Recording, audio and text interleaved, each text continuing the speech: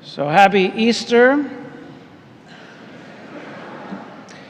Today we celebrate the most important day of the year in the church. Well, the most important day of the year, period. It's not Christmas, because I know everybody likes presents. It's not Christmas. It's not the Feast of the Three Kings who bring you more presents if you're Spanish. You got the double presents. It's not any of the other days that we like to celebrate as important. It is the most important day. And you say, why? Well, it's not because Lent is over. It's on the other hand, Lent is over because this is the most important day. Because this is a day that Jesus made everything for us possible. We can now go to heaven. Because before that was lost, that was closed due to original sin. And so we have this whole new possibility for our lives made real by Jesus' rising from the dead. In the gospel today, we see how Mary Magdalene came to the tomb to finish what she had not really been able to do when they put him in the tomb originally. They were very rushed, and they just put him in there. They did some basic things. But she wanted to go back and tend to the body more carefully because she cared a great deal about Jesus, and she wanted to see that things were done properly. And she was probably thinking in her head, what am I going to do with the guards and all these people? They put that seal on the stone and all these things. How am I going to convince them to let me continue to tend to the body? Well, she got there, and the stone was removed, and nobody was around. She was very confused. She went in, and she didn't see Jesus at all.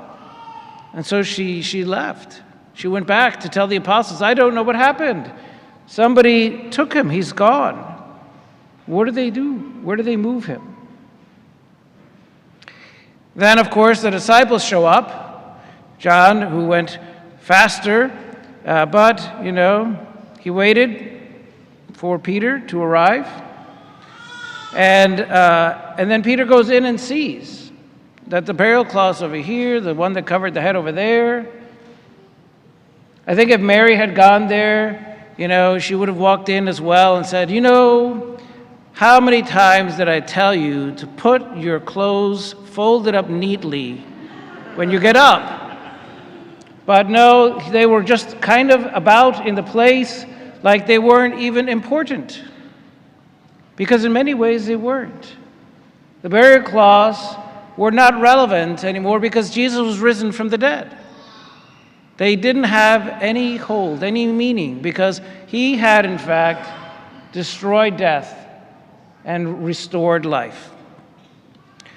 At the Easter Vigil last night, we had a number of things that happen. It's dark at night and you have the fire outside. And the image of light is very important for Easter and for us individually as Catholics. Light is certainly important as well for us, in our daily lives. That's why there's that whole argument about, daylight savings times and the farmers and all the people that have to have hours of daylight to do more extra work. And so light is a very important commodity. When there's a storm in the middle of the night and the lights go out, everybody panics. Where's the candle? Where's the batteries? Where's the flashlight? Who put the batteries in the remote control instead of the flashlight? I don't need the remote control now. And you're running around looking for things, and you can't find anything because it's dark. Well, you do find one thing. You find out where all the Legos are. But you can't see. You can't see the things that you take for granted. The things that you normally expect to be able to just, there's the chair, I'm going to go over there and sit down. I'm going to read the paper, I'm going to watch the TV, I'm going to do whatever. You can't pop the pizza in the microwave or the Hot Pocket. You can't do anything because you can't see, your life has come to a stop. And it is that way before Jesus came. Before Jesus came, our life stopped. Our ability to enter into heaven was put on pause because we had sinned. Original sin had come into the world, and there was no way to pay that back. There was no way to make that right. And so Jesus came, and we remember him in a particular way in Easter. Jesus came as a light of the world, which is why we have the blessed fire out back, and we light the Easter candle that we see here. And if you're in the night, if you come to the vigil and you come in, the church is dark. It's pitch dark usually. No one can see you. People are in the pews. They're just sitting there waiting. They don't really know what's going on. And then the candle comes in, the one candle. And it's pretty remarkable how even just one candle can actually change the lighting in a room. You know, if your power goes out and you light one candle in your room, in your house, you're like, oh, your eyes begin to adjust. You begin to see better. You begin to see where things are. You can navigate around. You don't trip over the sofa. Like, who put that there? You know, you can see things better. And then from that candle, we light other candles that each person is holding. And so then kind of a wave of light begins to go through the church until the entire church, everyone is holding a candle that reminds us of that first candle that we received at our baptism. You see, at our baptisms, we each received the light of Christ. We get a candle and it's given to the godparents who then are entrusted to give to the child. Receive the light of Christ is what they hear.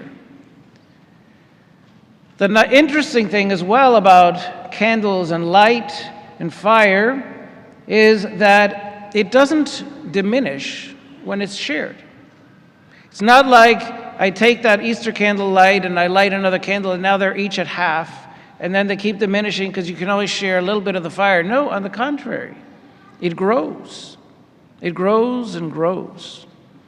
It is the same way with our faith. If we allow the fire of Christ, of his light, to burn within us, if we think that we are called to make a difference in the world, which we are as Catholics, then it is precisely that light that is going to do it. Not us, not the many degrees, diplomas, the followers on our social media, the amount of blogs or references or recommendations on LinkedIn. None of that is going to make that much difference in truth.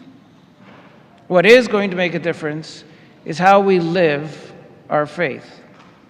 How do we share that light of Christ to others? Because as they draw near to that light, as they begin to see the truth illuminated by the light of Christ, they will know how to act. They will know how to love. They will know how to live. And it is up to each of us individually to share that light with others around us, beginning, of course, with ourselves, our families, but then extending out in the various different circles of our life. The parking lot, the Costco, BJ's, work, driving, 66, coming in and coming out, 95, even during construction. All of those moments, we are called to be a light of Christ. Imagine, if you will, just a little reflection. You're driving on 66, and everybody's miserable. There's construction. They changed all the lanes again for the fourth time. They're destroying the road to build the road, that they're going to destroy a road and put it back over here. And you're looking, you're saying, when is this going to end, and when is it going to get better? And somebody then decides that they're not going to follow the rules, and you're just going to cut in front of you.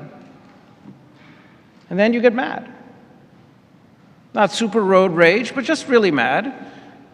Maybe you're even refrained and you don't say any bad things in the car because, you know, the children are there, so you don't want to scandalize them. So you say them in your head, but you're mad. You go home, you get there, you start complaining. Now everybody in the house is mad.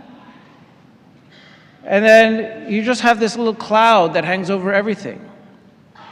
What happens if you don't do that? What happens if when you see this, you say a prayer for that person, that they may receive whatever graces they need. You pray for them because they do need to drive safer. You pray for them out of generosity.